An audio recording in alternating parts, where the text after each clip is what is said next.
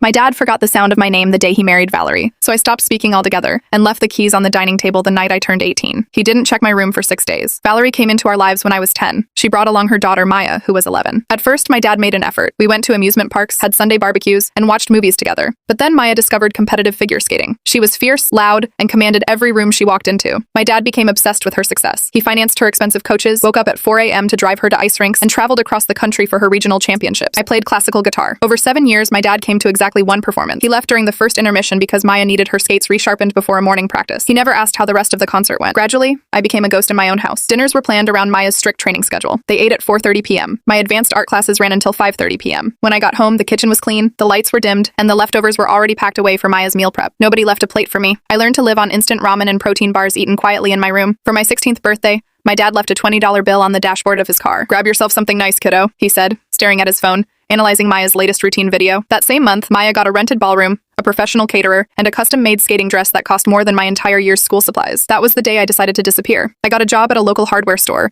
working the graveyard stocking shifts for $11.50 an hour. I opened a private bank account at a credit union across town. For 2 years, I took every single shift no one else wanted. I saved $5,200. Whenever my dad casually asked why I was working so much, I told him I was saving for a car. He just nodded and said, "Good, responsibility is important," before walking away to pack Maya's gear. During my senior year, I got accepted into a commercial diving and underwater welding certification program in Louisiana. It was thousands of miles away, intense, dangerous, and offered heavily subsidized student housing. I signed the papers and told no one. 6 months before graduation, I started moving out in slow motion. I smuggled my belongings out in trash bags, telling Valerie I was donating old clothes. I left my books and art supplies at my Uncle Marcus's garage. My guitar went last. When my dad noticed the empty stand, I told him it was in the shop for repairs. He just said, "Cool," without looking up from his laptop. The only person who really saw me was Uncle Marcus, my late mother's brother. My mom had passed away when I was 5, and Marcus was the only one who still talked about her. When I finally told him my plan, he didn't argue. He looked at me with sad, knowing eyes and handed me an old, heavy silver watch that belonged to my mother. "Your mom always said you had a quiet strength," he whispered. "Don't let them put out your light. Go build your own world." The morning of my 18th birthday, I woke up at 4 a.m. The house was dead silent. I walked down the hallway and looked at the living room wall. It was a shrine to Maya. Medals, action shots on the ice, certificates of achievement. There wasn't a single photograph of me past the age of 10. I set my house key on the kitchen counter, picked up my single duffel bag, and walked out into the cold morning air. Uncle Marcus was waiting at the corner in his truck to drive me to the bus station. My dad didn't text me until 6 days later. "Hey, Valerie noticed your closet is empty. Are you staying at Marcus's place for a project?" I replied, "I moved to Louisiana. My program starts tomorrow." He called immediately. I let it vibrate against the bus window until it stopped. Then came his text. "You can't just pack up and cross state lines without a word. We're your family." I texted back, "You didn't notice I was gone for 6 days. We haven't been a family in years." He never typed back. That was 5 months ago. The underwater welding program is brutal, exhausting,